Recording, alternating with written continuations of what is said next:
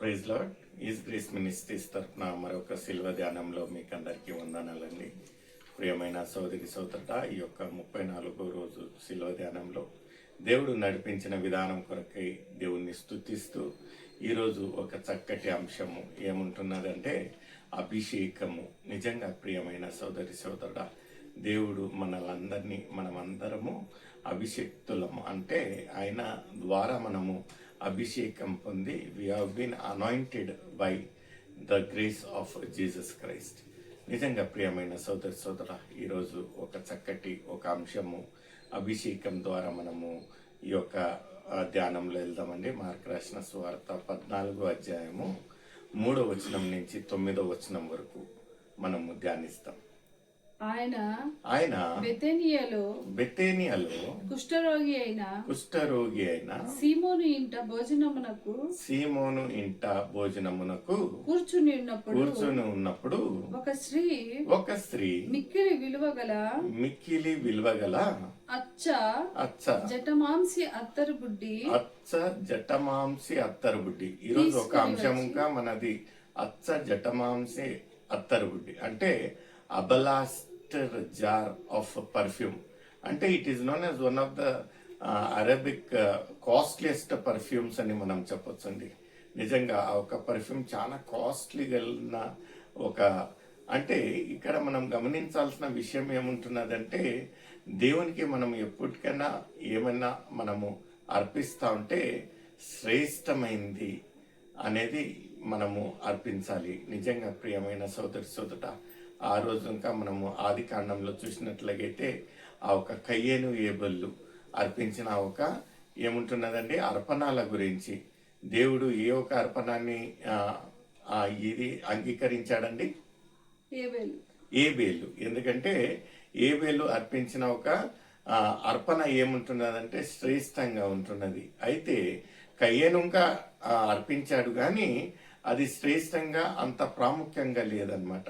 మన జీవిత కాలంలో ఈ 40 రోజులు దేవుడు ఏమి అర్పణ కోరుతా ఉంటున్నాడో నాకు తెలియదు కానీ, అయితే దేవుడు కోరేది ఏముంటున్నదంటే మన విరిగి నలిగిన హృదయాలు. అంటే లోకానికి ప్రాముఖ్యత లేకుండా ఆయనకు ప్రాముఖ్యత ఇచ్చే ఒక హృదయాన్ని ఇక్కడ దేవుడు కోరుతా ఉంటున్నాడు.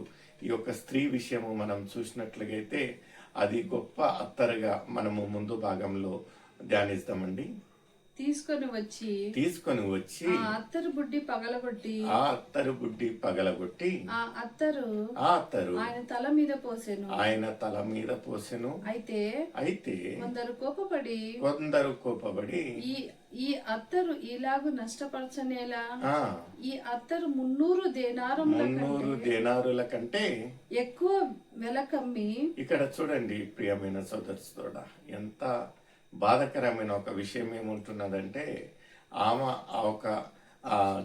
యేసయ్యను గ్రహించి ఆయన ప్రాముఖ్యత ప్రత్యేకత గ్రహించి ఆయన తలపైన ఈ అత్తరు వేసినట్లయితే అక్కడ ఉన్న స్థానికులు మరియు ఆ శిష్యులు వ్యర్థం అంటా ఉంటున్నారు. ఎందుకు నష్టపరుస్తూ ఉంటున్నారు, ఎందుకు ఇంత ఏం చేస్తూ ఉంటున్నారని రాశారండి అందులో. ఈ అత్తరు 300 దేనారముల కంటే ఎక్కువ వెల కమ్మి బీదలకు ఇయ్యవచ్చునని. లేదు, దానికంటే ముందుగా ఆ అత్తరు ఆయన తల మీద పోసి అయితే కొందరు కోపపడి ఈ అత్తరు ఈలాగు నష్టపరచనేలా. చూడండి ప్రియమైన, నష్టపరుస్తా ఉంటుంది. మనం ఇంకా ఎన్నో మంది అనుకోవచ్చు, మన శిల్వ ధ్యానం 40 రోజుల శిల్వ ధ్యానంలో మనం ఎందుకు ఇంత టైం నష్టపరుస్తూ ఉంటున్నాము, ఎందుకు అక్కడికి వెళ్తా ఉంటున్నాము, మనము దిననిత్య పనులన్నీ వదులుకొని ఎందుకు ఆ దేవునికి అంత ప్రాముఖ్యత ఇస్తూ ఉంటున్నాము, ఎందుకని ఆ నష్టంగా కోరేవారు ఇంకా చాలా మంది ఉంటారు. కొన్ని మంది నవ్వుకుంటా ఉంటారు, ఏంది ఇది పిచ్చిలకు, ఏంది సాయంత్రం కాగానే కరెక్ట్గా అక్కడికి వచ్చేస్తారు, 1-2 గంటలు అక్కడ కూర్చొని వస్తారు, ఎందుకు నష్టపరుస్తూ ఉంటారని.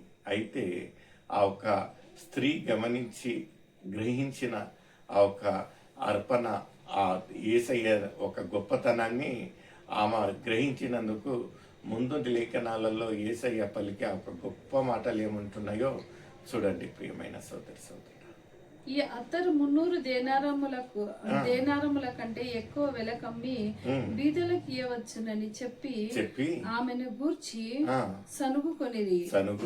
అందుకు యేసు ఇట్లా నేను ఈమె జోలికి పోకుడి, ఈమెను ఎందుకు తొందర పెట్టుచున్నారు, ఈమె నా ఎడల మంచి కార్యం చూడండి. ఎవరికైతే నష్టము అని అనిపించాదో లోకానికి, అయితే యేసయ్యకు ఏమనిపించానంట, అది ఒక మంచి కార్యము. ఎందుకంటే దేవునికి విధేయతగా ఉండుట, దేవుని దగ్గర నీతిపరులుగా ఉండుట, లోకాన్ని అనుసారంగా లేకుండా ఆత్మీయంగా మనం ఎదుగుట దేవునికి ఇష్టకరమైంది, దేవునికి నచ్చే కార్యాలుగా ఉంటున్నాయి. ముందు భాగంలో ఏమంటా ఉంటున్నాడండి, బీదలు ఎల్లప్పుడూ మీతోనే ఉన్నారు, మీకు ఇష్టమైనప్పుడల్లా వారికి మేలు చేయవచ్చును, నేను ఎల్లప్పుడూ మీతో నుండను. ఈమె తన శక్తి కొలది చేసి నా భూస్థాపన నిమిత్తము నా శరీరమును ముందుగా చూడండి, ఒక స్త్రీ, ఒక సామాన్యురాలు యేసయ్యను ఆ ఒక భూస్థాపన కంటే ముందుగానే అభిషేకించెను. చూడండి ఎంత గొప్ప మాటలు. మన ఒక చిన్న చిన్న క్రియలు ఏముంటున్నాయో దేవునికి ఇష్టకరంగా ఎంత గొప్పగా ఉంటున్నాయో మనకైతే తెలియదు. ప్రియమైన సోదరుడా, మనం అనుకోవచ్చు అందరికీ పేరు పొందాలి, అందరికీ ప్రత్యేకంగా ఉండాలి, ఎంత మనం గొప్పగా అందరికీ చూపించుకోవాలని. అయితే కొన్ని చిన్న విషయాలు ఏముంటున్నాయంటే, ఆ ఒక స్త్రీ ఎవరు అనేది ఇంకా తెలియదు.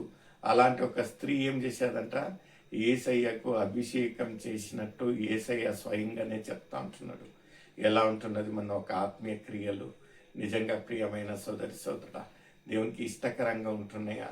దేవునికి నచ్చే ఒక తీరుగా మనము జీవిస్తూ ఉంటున్నామా? ఎలా ఉంటున్నది? ఎందుకంటే లేఖనాలలో ఏమని యేసయ్య చెప్తా ఉంటున్నాడంటే, ఎప్పుడెప్పుడు ఎక్కడెక్కడైతే ఈ యొక్క సువార్త ప్రకటించబడుతుందో అక్కడక్కడ ఈ యొక్క స్త్రీ గురించి తప్పనిసరిగా ఈ యొక్క సన్నివేశాన్ని అందరూ గొప్పగా చెప్పుకుంటారంట. చూడండి ముందు భాగంలో ఏముంటున్నదండి, సర్వలోకంలో ఎక్కడ ఈ సువార్త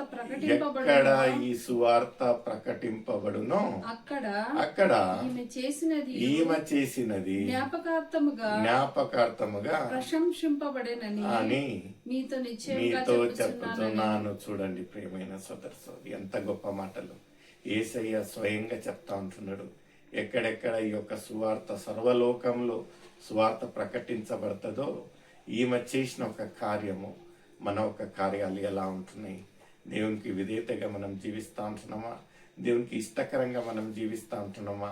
లేకపోతే లోకానికి ఇష్టకరంగా మనం జీవిస్తూ ఉంటున్నామా? మన క్రియలు లోకానికి ఇష్టంగా ఉంటున్నాయా అనేది ఒక ప్రశ్న నీకు నాకు. నిజంగా మనం ఇంకా లోకరీతిగా ఉన్నట్లయితే ఇదే అనుకూలమైన సమయం, ఇదే రక్షణ దినంగా ఉంటున్నది. మన ఒక విరిగి నలిగిన హృదయాలను దేవునికి సమర్పిస్తాం, దేవునికి శ్రేష్టమైన ఒక అర్పణాలను అర్పిస్తాం. May God bless you. Thank you very much.